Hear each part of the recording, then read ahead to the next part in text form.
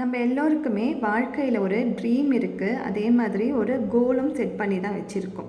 So அதற்காக நம்ம என்ன பண்ணுவோம், தினைக்குமே ஒரு இன்புட் அதற்காக கொடுத்துட்டே இருப்போம். என்றைக்குன்னா நம்ம அதற்காக உழைக்காமல் போயிட்டோன்னா நம்ம மனசுக்குள்ளே ஒரு நெருடல் இருந்துகிட்டே இருக்கும், இன்றைக்கி நம்ம எதுவுமே பண்ணல அப்படின்ட்டு.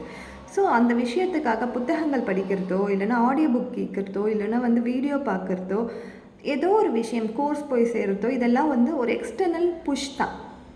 ஆனால் த ட்ரூ ரியலைசேஷன், இந்த கோல் அண்ட் ட்ரீம் எப்போ நீங்கள் உங்களால் அச்சீவ் பண்ண முடியும்னா, இது எல்லாமே எக்ஸ்டர்னல் புஷ். இது உங்களை புஷ் தான் பண்ண போகுது. பட் உங்கள் மைண்டை எப்போ நீங்கள் ஜெயிக்கிறீங்களோ, இந்த மைண்டை ஜெயிச்சு இந்த மைண்டில் இருக்க பிளாக்கேஜை எப்போ கம்மி பண்ணிவிட்டு என்னால் முடியும் அப்படின்ற தாட்டை உங்கள் மனசுக்குள்ளே கொண்டு வரீங்களோ, அப்போ தான் அந்த சக்ஸஸ்ன்ற அந்த விஷயத்துக்கான பாத்தே ஓப்பன் ஆகும். இந்த எக்ஸ்டர்னல் ஃபீச்சர்ஸ் ஒன்லி புஷ் மட்டும் தான் கொடுக்கும். ஸோ தட் ரியலைசேஷன் உங்களுக்குள்ளேருந்து தான் வரும்.